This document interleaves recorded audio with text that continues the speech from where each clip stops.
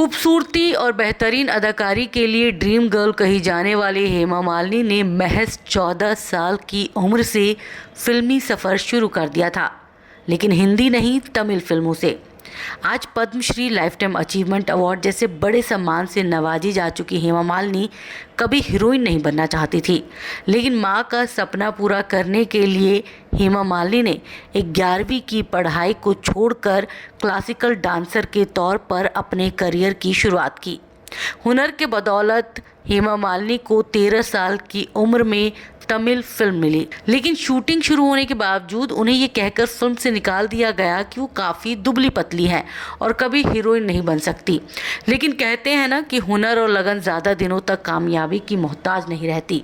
हेमा मालिनी एक ज़माने की सबसे हिट एक्ट्रेस रही, लेकिन अफसोस कि इसी स्टारडम के चलते उनके पिता की मौत हो गई। 16 अक्टूबर 1948 को हेमा मालिनी का जन्म तमिलनाडु के अम्मानकुडी में हुआ। उनकी मां जया लक्ष्मी थी और पिता VSR चक्रवर्ती। हेमा को पढ़ाई में रुचि थी और उनका सबसे पसंदीदा सब्जेक्ट इतिहास था। हालांकि उनकी मां जया लक्ष्मी चाहती थी कि हेमा मालिनी एक बड़ी क्लासिकल डांसर बने। मां का सपना पूरा करने के लिए हेमा मालिनी ने 11वीं क्लास के बाद पढ़ाई छोड़ दी और क्लासिकल डांस सीखना शुरू कर दिया। माँ उन्हें डांसर बनाने के लिए इतनी जुनूनी थी कि कई बार उनकी डांस टीचर बदली जाती थी। इससे हेमा अक्सर परेशान रहती थी। बेहतर डांस टीचर की ही तलाश में उनका परिवार मद्रास आ गया, क्योंकि उनकी माँ का मानना था कि मद्रास में वो अच्छी तरह से सीख सकेंगी। हेमा कपड़ों, हेयर स्टाइल से लेकर अपनी ज़िंदगी का हर फैसला अपनी माँ के कहने पर ही लिया करती थी। 1961 में हेमा मालिनी को महज 13 साल की उम्र में डांस की बदौलत तमिल डायरेक्टर CV श्रीधर की एक तमिल फिल्म में काम करने का मौका मिला। हेमा ने उस दिन फिल्म की शूटिंग भी शुरू कर दी। डायरेक्टर हेमा के नाम से भी नाखुश था। वो चाहता था कि हेमा अपना नाम बदल कर सुजाता रख ले। एक दिन हेमा फिल्म के सेट पर शूटिंग कर रही थी कि तभी डायरेक्टर आया और उसने कहा, तुम बहुत दुबली पतली हो, कभी हीरोइन नहीं बनोगी। फिल्म से रिजेक्ट होने पर हेमा काफ़ी खुश थी, क्योंकि वो कभी हीरोइन बनना ही नहीं चाहती थी। लेकिन इससे उनकी माँ को गहरा धक्का लगा था। माँ के लिए ही आगे हेमा ने काम जारी रखा। कुछ समय बाद हेमा को 1962 की फिल्म इंदु साथियम के गाने में डांस करने का मौका मिला। इसके बाद से ही हेमा को कई तमिल फिल्मों में छोटे मोटे रोल दिए जाने लगे। एक दिन हेमा मालिनी को पता चला कि राज कपूर अपनी एक फिल्म के लिए नई हीरोइन की तलाश में है। माँ के कहने पर वो तुरंत स्क्रीन टेस्ट देने पहुँच गई। टेस्ट देने से पहले हेमा मालिनी ने राज कपूर से साफ कह दिया था कि उन्हें एक्टिंग की ज़्यादा जानकारी नहीं है।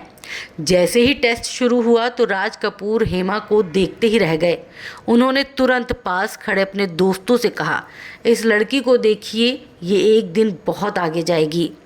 जाहिर है कि बेहतरीन एक्टिंग के दम पर हेमा मालिनी को फिल्म सपनों का सौदागर मिल गई। ये हेमा मालिनी के करियर की पहली हिंदी फिल्म थी। फिल्म ज़बरदस्त हिट रही और हेमा रातों रात स्टार बन गई। ये किस्सा है 1968 का, जब सपनों का सौदागर फिल्म हिट हुई।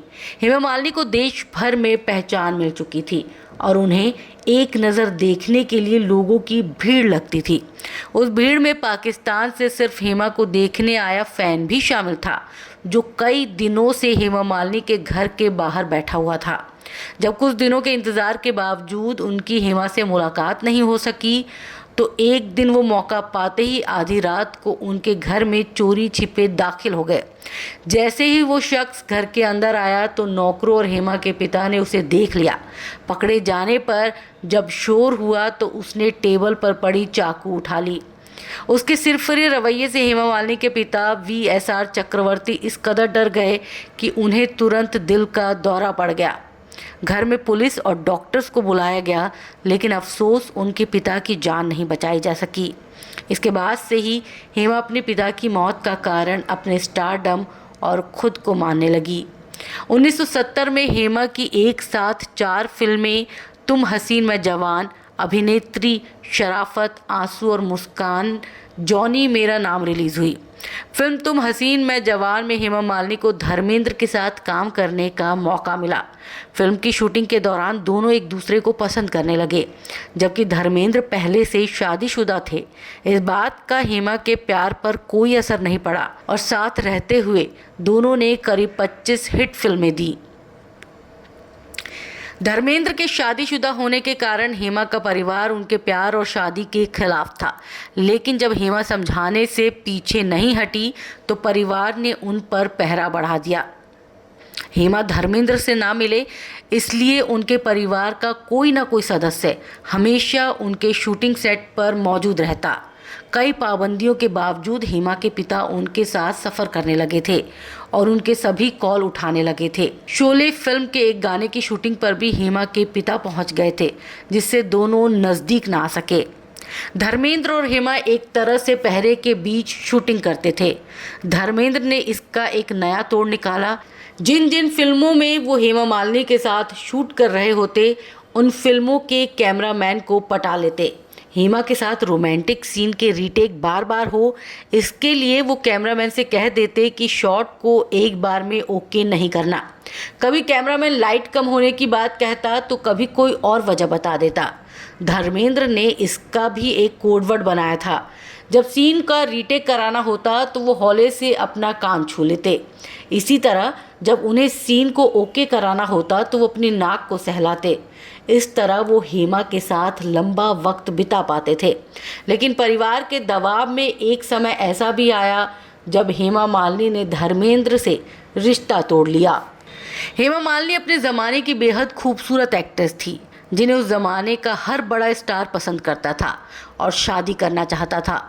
उन लोगों में संजीव कुमार भी शामिल थे। एक दिन जब संजीव कुमार को पता चला कि हेमा और धर्मेंद्र का रिश्ता टूट चुका है, तो उन्होंने अपने दिल की बात उन तक पहुंचाने का फैसला कर लिया। एक दिन हिम्मत करके संजीव कुमार ने जितेंद्र की मदद ली। उन्होंने जितेंद्र से ही अपने लिए एक लव लेटर लिखवाया और इसे हेमा तक पहुंचाने की जिम्मेदारी भी दी।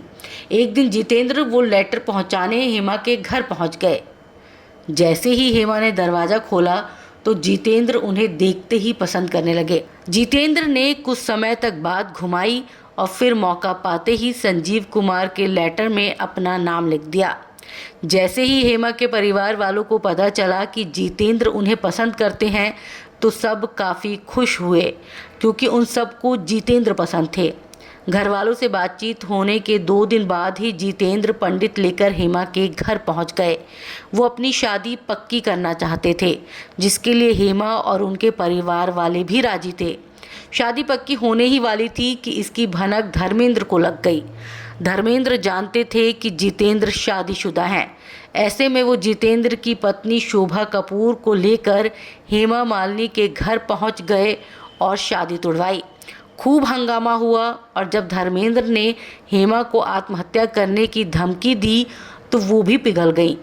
धर्मेंद्र की पहली पत्नी प्रकाश कौर ने उन्हें तलाक नहीं दिया तो हेमा से शादी करने के लिए धर्मेंद्र ने इस्लाम धर्म कबूल कर दूसरी शादी की। कई रुकावटों के बाद धर्मेंद्र और हेमा ने साल 1980 में शादी की, जिससे उन्हें 2 बेटियां ईशा दे और